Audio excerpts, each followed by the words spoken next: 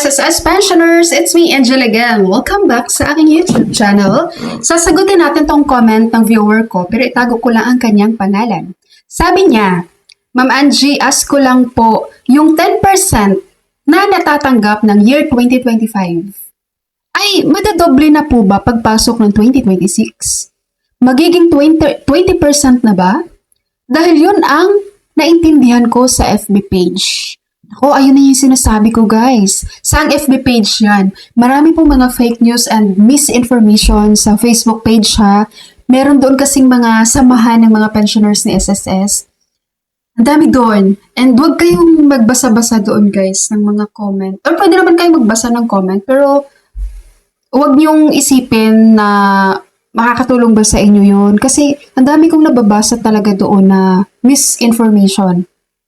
Marami kong baga na galing-galingan, hindi rin naman naintindihan. Ganon. Ganito po, hindi po magdodoble, guys. Ang inyong percent ng increase ngayong 2026, mananatili po yun sa 10% lagi.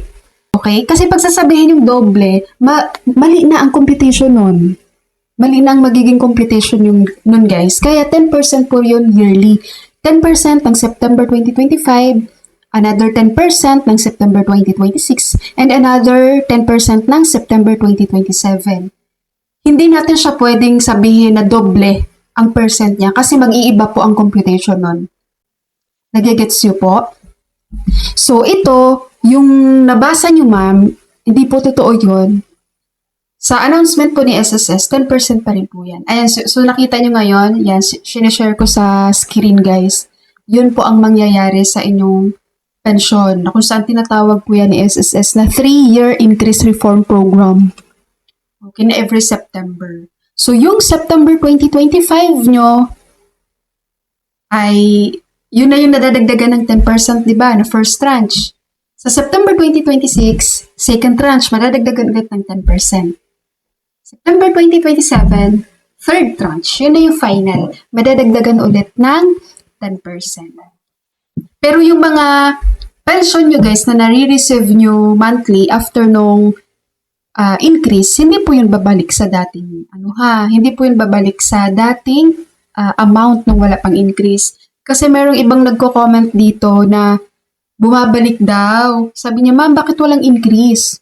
Bumabalik daw sa dati yung amount. No po, hindi po gagawin ni SSS yun. Dahil kapag yun ang mangyari, guys, kawawa naman si SSS. Ang gulo ng records nun. Sa dami-dami nyo ba namang pensioners? Diba ilang milyon kayo, guys? Basta lagi nyong intindihin at unawain kung yung pension na na-receive nyo ay may kasama na yung increase, ayan na yung marireceive nyo monthly. Hanggang sa magkaroon ulit ng increase, ganyan. So, hindi po pwedeng ma-increase kayo ng September, tapos pagdating ng October, babalik sa dati yung amount nyo. Hindi po ganun. Magulo. Kawawa si SSS pag mangyari yun, guys.